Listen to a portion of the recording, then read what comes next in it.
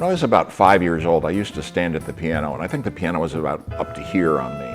I would play chopsticks for hours. I think at some point my parents looked at me and said, "Could you learn to play Chopin instead of playing chopsticks?" And they turned me over to Mrs. Colts, who was the local piano teacher. At one point while I was in college, I took the summer off and I studied piano intensively, practicing 8 or 10 hours a day. At one point my teacher said to me, "You're either going to be a talented amateur or a struggling professional." And that settled it. When I was 16, I participated in a program at Northwestern University where I learned about software and computers. From that point on, I was hooked. And then I had a fantastic career building software and working with computers. In 2015, I came home to music full-time. I discovered a program at the San Francisco Conservatory of Music called Technology and Applied Composition. Getting involved in a startup music program was a natural for me. Listen now as my friends and I tell our stories of coming home to music and how it changed our lives. I went to the School of the Art Institute to study visual communication, photography, and sound.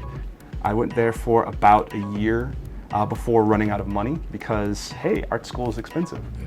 I was also working for the school and living in the dorms, so removal of the school was also removal from my home and my job. My house.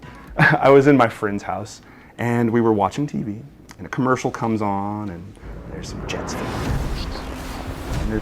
It was the Air Force. It was a recruitment commercial for the Air Force. So I looked up the nearest recruiter and I just went into his office and said, "Hey, I saw your commercial. It looked pretty cool. What do you got for me?" So I went into the Air Force as a Russian linguist, airborne intelligence and surveillance. And after learning Russian, I did a few tours to Afghanistan, strangely enough. Nowadays, when I'm doing music with other people, a lot of it is electronic performance using tools that probably haven't been around for very long.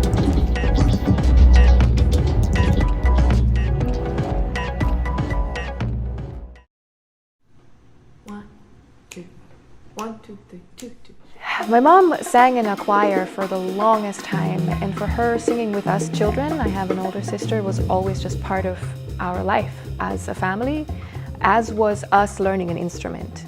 My sister and I both started studying piano and violin at a very early age, around 6 years old. I came to the US in 2016 and started working as a teacher, which is what I'm educated and trained to do.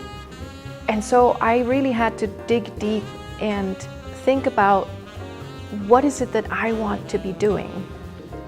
That was a challenge for me, to be a student again after having been a teacher for 6 years.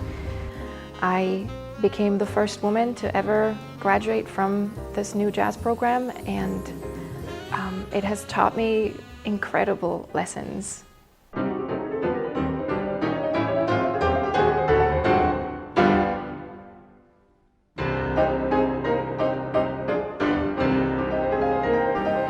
So you started at 5.5? I started at 5.5 with lessons in a local farmhouse. I was in rural Illinois, and I graduated to a much more sophisticated teacher after that.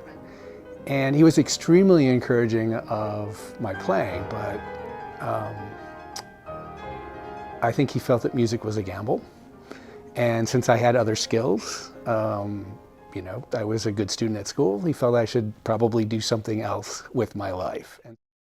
As a pianist, I was not fond of competitions. I was not fond of a lot of the things that you had to do to be successful. Yes. I ended up getting a temp position at a publishing company that published textbooks in Chicago.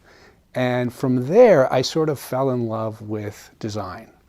And that sort of launched my career as a designer. It was sort of half in design and then half in the technologies related to design. I think if you're a composer, it's the hardest thing to just get up and try to write a piece of music in the morning when you never know if it'll ever get played by anyone or if anyone will ever hear it. In music now, I feel like I'm in a very self-indulgent period because I am not trying to promote my career as a composer right now. I am simply trying to write the music that I want to write.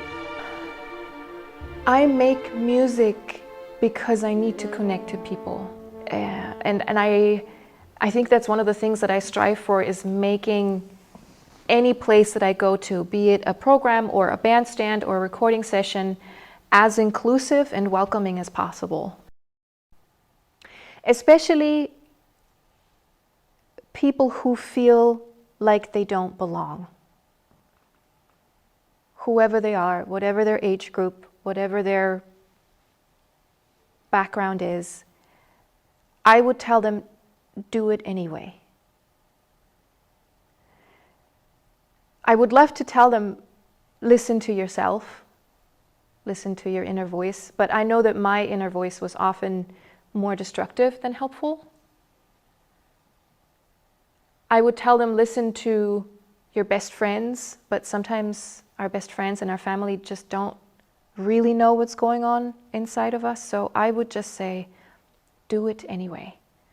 Because then at the very least, you can look back and you can say, I tried it. I gave it my everything and I tried it. And you don't have to look back with regret and wonder, what could this have been had I only?